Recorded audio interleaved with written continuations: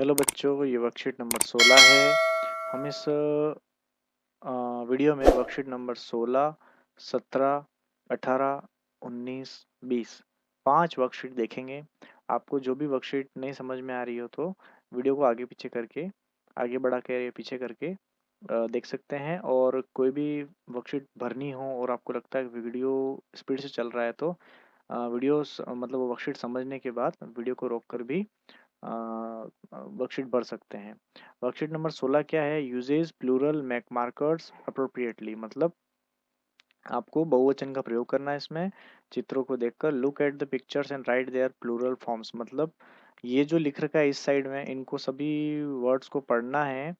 Words को पढ़ने के बाद चित्र देखना है और फिर इधर जो चित्र दे रखे हैं उनको भी देखना है कि कितने चित्र हैं। मतलब वो बहुवचन, एक वचन सिंगुलर में क्या होता है कि एस या ईएस नहीं लगता, और प्लूरल प्लूरल में क्या होता है कि एस या ईएस लगता है। प्लूरल का मतलब होता है कि वो बताता है कि कितनी संख्या है, मतलब एक से ज़्यादा कोई भी संख्या होती है, बढ़ जाती है किसी भी वस्तु की, किसी भी इंसान की, किसी भी चीज़ की, तो वो प्लूरल हो जाती है। जैसे यहाँ पर एक बिल्ली है, कैट, यानी एक बिल्ली है तो ये कैट है। लेकिन बहुत सारी बिल्लियाँ हो गई, 4 बिल्लियाँ हो गई, एक से ज़्यादा हो गई तो कैट्स। कैट के साथ में एस लग गया, ये आपको दिख रहा होगा, ये रहा एस।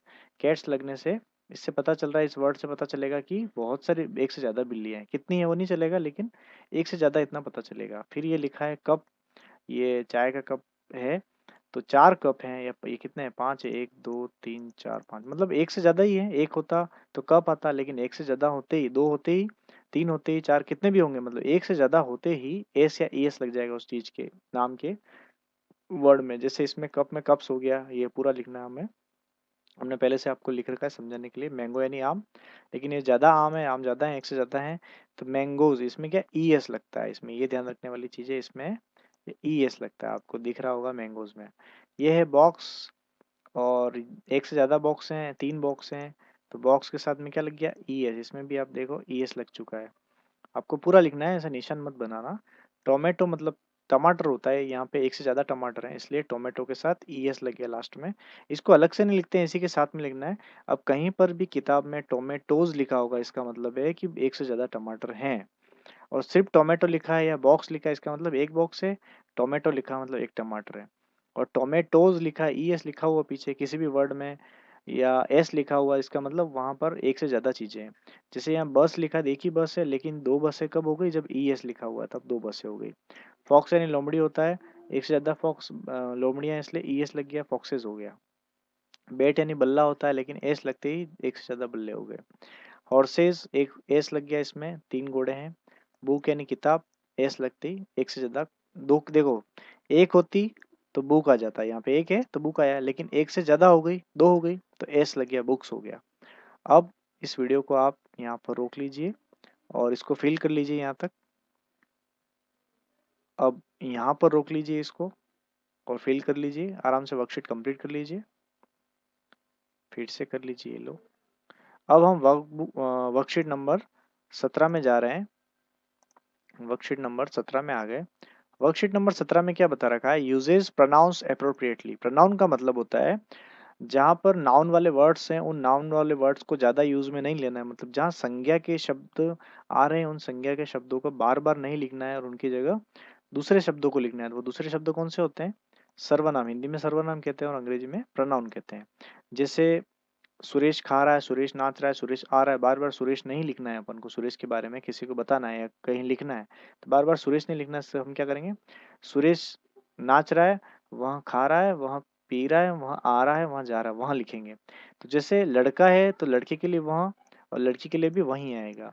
लेकिन जहाँ लड़का आएगा वहां पर ही हो जाएगा, ये लिखा है बॉय, जहाँ पर लड़का आया वहां पर ही हो जाएगा। और जहाँ पर लड़की आएगी, जहाँ पर भी लड़की होगी और लड़की की बात करनी होगी, वहाँ प्रोनाउन क्या यूज होगा, शी प्रोनाउन यूज होगा। इसको शी पढ़ते हैं और हमारा ये वर्कशीट भी यही है, ही और शी का यूज करना है। अब इस ए जो खाली जगह दिख रही है, इस खाली जगह में लिखा है क्या भरना है, ही या शी भरना है। ही या, ये लिख रखा है ही या शी, दोनों में से जो भी भरना है। अब ही या शी कहाँ आएगा, ये मैंने लिखा है, ही वहां आएगा जहाँ बॉय है, शी वहां आएगा जहाँ गर्ल है। मतलब जहाँ लड़की की बात होगी, आदमी की बात होगी, वहां पर ही आएगा। जहाँ लड़की होगी और या औरत की बात होगी, वहां शी आएगा। ये लड़की दिख रही है, मैंने पहले से लिख रखा है गर्ल, तो आप भी यहाँ पर गर्ल इसको देख के गर्ल नहीं बनना है, सॉरी, यहाँ पर शी बनना है, SHE शी। अब यहाँ बॉय दिख रहा है तो यहाँ पर बॉय का हो जाएगा ही। जहां लड़की आएगी वहां पर शी, लड़का होगा वहां पर ही, लड़का है आदमी। पहला सेंटेंस है सी इज अ पेंटर, वहां एक चित्रकार है। दूसरा सेंटेंस है ही इज अ मैसन, वहां एक कारीगर है या मजदूर है, घर बनाने वाले। फिर तीसरा सेंटेंस है हमारे, इसमें भी लड़की नजर आ रही है, गर्ल मैंने लिख दिया आपको समझाने के लिए, तो सीधी सी बात है शी आ जाएगा। प्रोनाउन, प्रोनाउन वहाँ यूज होते हैं जहां पर बार बार नाउन वर्ड्स का उपयोग नहीं करना है, बार बार जयपुर जयपुर जयपुर नहीं बोलना है, तो इट लिख सकते हैं। जैसे ये गर्ल है तो यहाँ पर भी शी आ जाएगा, ये बॉय है तो ही आ जाएगा। पेन से नहीं दिख रहा है तो आपको ऊपर समझाया वैसे भी लिख सकते हैं, ये भी बॉय है तो ही आएगा। सेंटेंस को समझ लेते हैं एक बार। ही इज अ राइटर, वहाँ एक लेखक है। ही इज अ डांसर, वहाँ डांसर है। शी इज अ सिंगर, वहाँ नाच गाने वाली है। शी इज अ प्लेयर, वहाँ खेलती है। ही इज अ मैशन, वहाँ घर बनाने का काम करता है, मजदूरी करता है, कारीगर है। आप इस वर्कशीट को रोकिए और कंप्लीट कीजिए। वैसे तो इसको रोकने की जरूरत नहीं क्योंकि आपको अच्छे से समझा दिया, आप खुद भी अब समझ के पढ़ सकते हैं। लड़की होगी तो शी आ जाएगा और लड़का होगा तो ही आ जाएगा। अब ये रोक कर इसको भर लीजिए, हम अगली वर्कशीट में जा रहे हैं।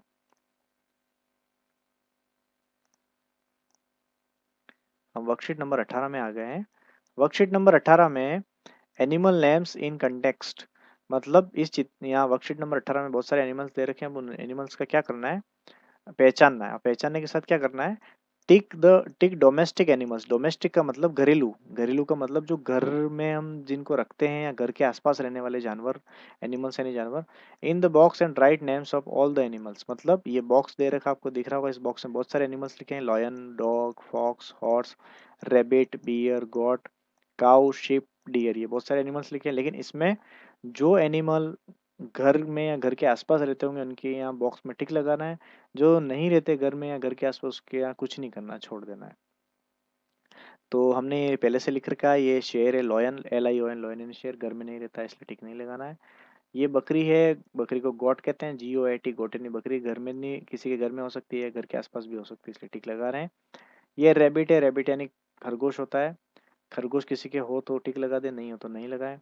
डियर यानी हिरण, हिरण घर में नहीं रहती है, जंगलों में ही होती है इसलिए टिक नहीं लगा रहे हैं। ये है बियर, बियर भी नहीं रहता है, जंगलों में रहता है, बियर यानी भालू। ये है डॉग, डॉग कुत्ता किसी के घर में भी रहता है और घर के आसपास भी रहता है इसलिए टिक लगाना है। ये है फॉक्स, फॉक्स यानी लोमड़ी, लोमड़ी तो नहीं रहती इसलिए टिक नहीं लगाना है। हॉर्स यानी घोड़ा, घोड़ा किसी किसी के घर के आसपास या घर में हो सकता है तो टिक लगा सकते हैं। शीप यानी भेड़, किसी के घर में हो भी सकती है, वैसे ये पालतू पशुओं में आता है, घोड़ा और दोनों। ये है काय, काऊ, काऊ यानी गाय, गाय तो होती ही है अपने आस पड़ोस में या किसी किसी घर में मिल ही जाएगी। अब इस वर्कशीट को रोकिए और ये 6, 1 2 3 4 5 6 वर्ड्स को अपनी वर्कशीट में उतार लीजिए। अब इन वर्ड्स को, इसको यहाँ पर रोकिए वीडियो को, और ये जो बाकी रह गए इसको कंप्लीट कर लीजिए। अब हम अगली वर्कशीट में जाने वाले हैं। अगर आपको लगे कि वीडियो फास्ट चल रहा है तो आप हमें कमेंट करके बता सकते हैं, सर थोड़ा धीरे धीरे बताइए, या जो भी है कमेंट में ज़रूर कुछ लिखेगा तो पता चलेगा हमें। ये वर्कशीट नंबर 19 में आ गए हम। Worksheet number 19, associate words with pictures, मतलब यहाँ पर कुछ फोटो दे रखे हैं, उनको वर्ड्स, उनके वर्ड्स लिखने हैं। अब क्या वर्ड्स लिखने हैं, look at the pictures given below and name them, मतलब यहाँ कुछ तस्वीरें दे रखी है, उनका वर्ड्स पूरे करने हैं। जैसे सूर्य दिख रखा है तो सूर्य को SUN कहते हैं, तो S तो लिखा हुआ था तो हमें सिर्फ UN लिखना था, मतलब ये है इसकी SU और N, तो S तो लिखा हुआ था तो सिर्फ हमें ये कंप्लीट करना था। ये बादल है, बादल को क्लाउड कहते हैं, तो C तो लिखा हुआ है तो ये लाउड हो गया। ये पर्वत है, पर्वत को माउंटेन कहते हैं। ये रेन है, रेन यानी बारिश हो रही है। स्टार यानी तारा, मून यानी चंद्रमा। तो आप इसको रोक कर कंप्लीट कर लीजिए, इसमें समझने वाली कोई विशेष बात नहीं है। ये देखिए, आप इसको रोक के लिख दीजिए 4 वर्ड्स, और ये 5 बाकी के 3 वर्ड्स ये भी लिख दीजिए। अब हम अगली वर्कशीट में जाने वाले हैं, वर्कशीट नंबर 20। वर्कशीट नंबर 20 में identifies letters and their sounds, मतलब पहचान करनी है उन लेटर्स की जिसमें उनके आवाज के हिसाब से उन लेटर्स की पहचान करनी है। किन लेटर्स की पहचान करनी है हम आगे देखते हैं। लिसन टू द टीचर, अपने गुरुजी को सुनिए, एंड सर्कल द वर्ड्स, और उन वर्ड्स के ऊपर गोला लगाइए दैट हैव सिमिलर साउंड, मतलब जिसमें एक जैसी आवाज है, उन पे गोला लगाना है। अब यहाँ पढ़ते हैं अपन, पहला क्या कहता है, cat mat, cat mat hat fat rat. अब देखो इसमें कैसी लास्ट में आवाज कैसी आ रही है, कैट एट आ रही है लास्ट में, मैट एट आ रही है, इसमें हैट एट आ रही है, इसमें रेट एट आ रही है। अब इसमें कैसी आ रही है, फार आर आ रही है। तो ये वर्ड नहीं करना है, तो जिन जिन में है उनमें गोला लगाना है, ये गोला लगाना है। हम निशान लगा रहे हैं, हम गोला आप लगा दीजिएगा। अब दूसरा क्या कह रहा है, इसमें भी वही ढूंढना जिसमें एक जैसी आवाज आ रही है उन पे गोला लगाना है, और जिसपे नहीं आ रही उसको छोड़ देना है। लीप इसमें आ रही है, हीप ईप ईप आ रही है लास्ट में, हीप आ रही है, पीग इसमें भी ईग आ रही है, सीप इसमें सीप आ रही है, डीप आ रही है। देखो लीप हीप सीप डीप, मतलब गोला तो नहीं, हम बॉक्स बना देते हैं। इसको लीप आ रही है, ये हीप है, अपने मतलब लास्ट में डिफरेंट आवाज किस में आ रही है, लीप प आ रही है, लीप हीप सीप डीप, इसमें आ रही पी ग आ रही है, ग से गमले वाली आवाज आ रही है, ग से गमले वाली, इसलिए अलग इसको छोड़ देना है। तीसरा है टब रब सब मड और मड, इसमें ब आ रही क्यूब, देखो रूब आ रही है, इसमें ब आ रही है, क्यूब इसमें ब आ रही है, सब इसमें ब आ रही है, टब इसमें ब आ रही है, लेकिन इसमें आ रही है मड, लास्ट में जो आ रही है इसके बाद ड आ रही है। तो इसके ऊपर गोला नहीं करना है, बाकी चारों के ऊपर गोला करना है, सीधे सिंपल सा गोला करना है। मैंने यहाँ थोड़ा बताने के लिए आपको टेढ़ा मेढ़ा हो गया, इस पे गोला नहीं करना है।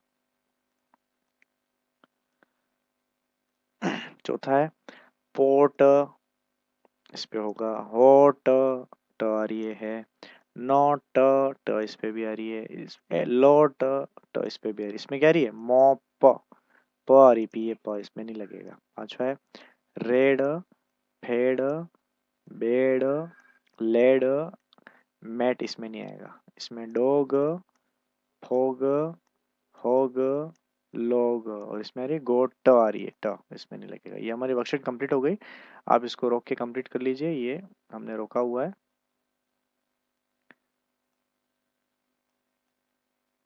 ये हमने वीडियो रोका हुआ, आप इसको कंप्लीट कर लीजिए। जहाँ पर नहीं आ रही है, वहाँ जहाँ गोला नहीं लगाना वहाँ पे अंडरलाइन कर लेते हैं, यहाँ पे गोला मत लगाना, ये अंडरलाइन हो रहा है इस पे गोला मत लगाना। ठीक है, इसको रोक लिया आपने, देख लिया होगा। अब ये बाकी के 6 कर लीजिए, यहाँ पे गोला मत लगाना, ये आरा कर रखा है यहाँ पे। ठीक है, वर्कशीट कंप्लीट हो गई बेटा। 16 से 20 वर्कशीट कंप्लीट हो गई कक्षा 4 और 5 की। आप